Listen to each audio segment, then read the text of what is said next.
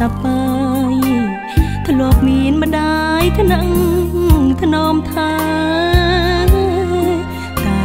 ពេលនេះអ្វីគ្រប់យ៉ាងផ្លាំងប្រែ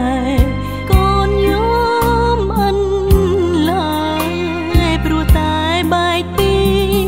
ម៉ែស្រណងគ្រាដែលកុំសត់រួមគ្នាអ្នកម៉ែមិនដែលរញរីព្រោះតែចង់ឲ្យកូនសុខរឿងលំបាកគ្រប់យ៉ាងម៉ែតែងលៀងទុកមិនចង់ឲ្យកូនកាត់ទុកចង់ឃើញតែកូនញញឹម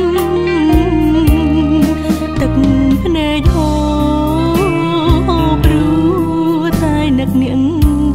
ម្ដាយកូនសែនស្រណងសោកស្ដាយអាណិតអ្នកម្ដាយខ្លាំងណាស់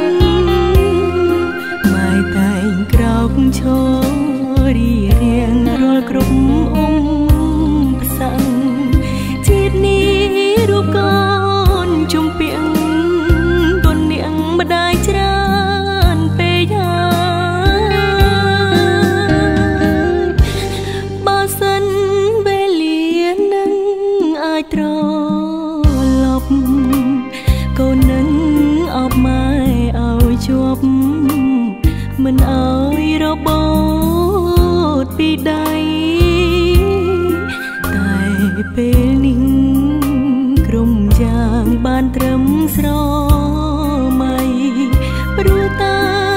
រូបអ្នកម្ដាយឃ្លាតឆ្ងាយឃ្លាតគ្មានថ្ងៃជួ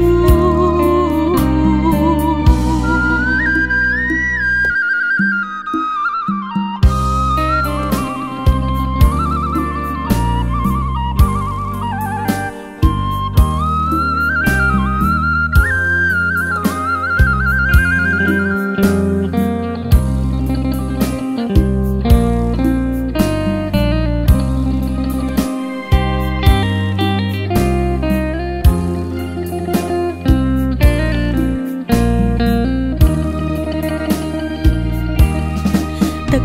ភ្នែកហូរព្រោះតែនឹកនាងម្ដាយកូនសែនស្រណងសោកស្ដាយ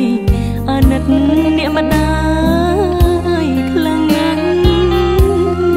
ម៉ែតែងក្រោកឈររៀងរាល់គ្រប់អ៊ំផ្សាំងជាតិនេះរូបកូនជុំពីងម្ដាយច្រើនពេកហើយបើសិនវេលានឹងអាចត្រឡប់កូននឹងអបម៉ែឲ្យជាប់មិនឲ្យរបូតពីដៃតែពេលនេះក្រុមយ៉ាងបានត្រឹមស្រ